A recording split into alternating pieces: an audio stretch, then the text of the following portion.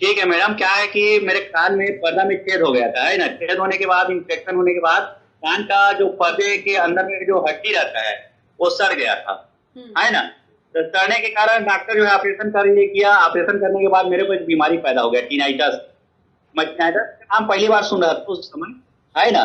बहुत दिनों से 1 साल 2 साल तक आवाज आती थी, बूंद बूंद भौरा जैसा, तीन वो ऐसे टाइप का मेरा सर चकराता था, है ना। मैं बार बार डॉक्टर के पास गया तो डॉक्टर ने जवाब दे दिया ये टीनाइटस की बीमारी है, ये ऑटोमेटिक अपने आप ठीक हो जाता है या तो बढ़ जाता है। 14 साल तक मैं झेला हूँ इसको। 14 साल में तक मेरे को टीनाइटस की बीमारी था। एक अचानक से मैं यूट्यूब देखते देखते, नेट पे खोजते खोजते डॉक्टर स्पेक्ट्रा मेरे को मिला, है ना। डॉक्टर स्पेक्ट्रा से मैं दो दो मशीन मंगाया, है ना।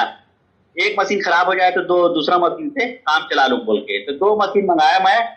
और धीरे धीरे मेरे को लग रहा था कि इससे ठीक नहीं होगा। 1 महीना यूज किया, 2 महीना यूज किया, ठीक ही नहीं हो रहा था, ठीक नहीं हो रहा था। मैं 1.5 साल तक यूज किया इसको। और पिछले महीना मेरा जो है टीनेटर की बीमारी जो है 100% अब ठीक हो गया है। मेरा सर नहीं चकराता था, चकरा रहा है। और आवाज बिल्कुल कान से बिल्कुल आना बंद हो गया है।